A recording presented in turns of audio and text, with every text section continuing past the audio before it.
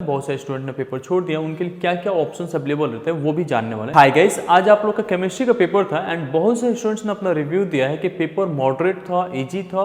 बहुत सारे स्टूडेंट्स का अच्छे स्कोर भी आ रहे हैं, बट फिर भी कुछ स्टूडेंट्स हैं जिनका प्रिपरेशन नहीं हुआ था, वो डर में है कि कहीं फेल ना हो जाए, कंपार्टमेंट ना लग जाए। ये सारे डिटेल्स में समझने वाले हैं। बहुत सारे स्टूडेंट ने पेपर छोड़ दिया, उनके लिए क्या क्या ऑप्शंस अवेलेबल रहते हैं वो भी जानने वाले हैं। तो आज का जो पेपर आया था केमिस्ट्री का, वो फिजिक्स से काफ़ी इजी था। बहुत सारे स्टूडेंट्स ने अच्छे से अटैम्प्ट भी किया, आपने भी अटैम्प्ट किया। आपके लिए कौन सा सेट था, कैसा था, वो आप कमेंट सेक्शन में मुझे बता दीजिएगा।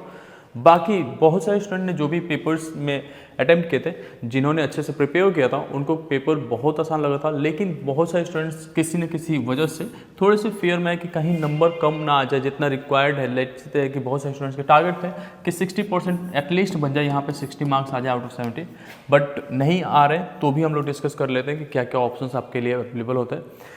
अगर आपने इस बार बोर्ड एग्जाम दिया है और आपको केमिस्ट्री में या फिजिक्स में नंबर कम आ रहे हैं, आप जेईई एस्पिरेंट 75% नहीं बन पा रहे हैं, ऐसा लग रहा है आपको, तो आप लोग के पास चॉइस रहते हैं इंप्रूवमेंट करने का। अगर किसी वजह से कंपार्टमेंट लग जाता है तो आप कंपार्टमेंट एग्जाम दे सकते हैं, वो जुलाई में होता है, उसके लिए जून में रजिस्ट्रेशन भी होते हैं। ये सारे डिटेल्स समझ लेते हैं, ठीक है। सबसे पहले कैटेगरी के स्टूडेंट्स आते हैं जिन्होंने एग्जाम्स आज दिया बट पेपर में लग रहा है कि फेल हो जाएंगे, कुछ भी नहीं आ रहा था, मेरी तबीयत खराब थी, मैं अटैम्प्ट ही नहीं किया, तैयारी ही नहीं थी।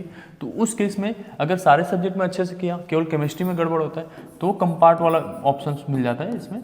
और कंपार्ट में आपको जो है जून में एक रजिस्ट्रेशन होता है, आपके स्कूल रजिस्टर करते हैं, और जुलाई में आपका पेपर हो जाता है।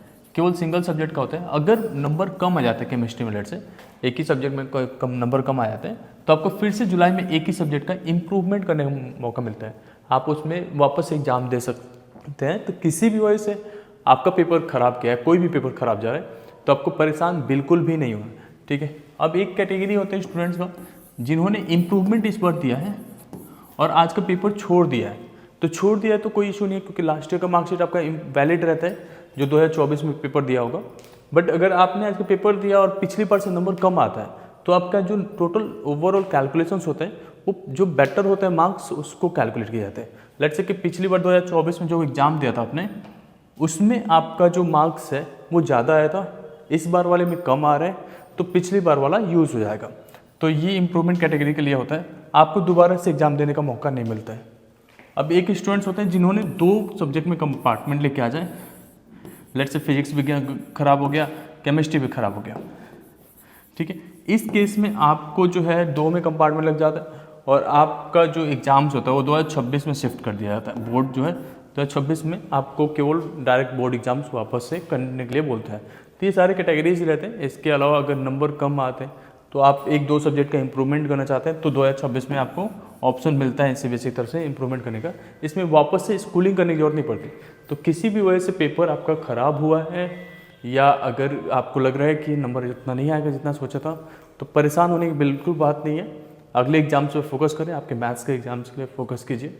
ये सारा चीज़ें जो है आराम से हो जाता है। अगर इसको लेके बैठ गए तो मैथ्स का पेपर भी ख़राब हो जाएगा, फिर जो है सारे ऑप्शंस धीरे धीरे बंद हो जाता है आपके लिए। होप इन डेट आपको ये वीडियो पसंद आया होगा। Thank you so much.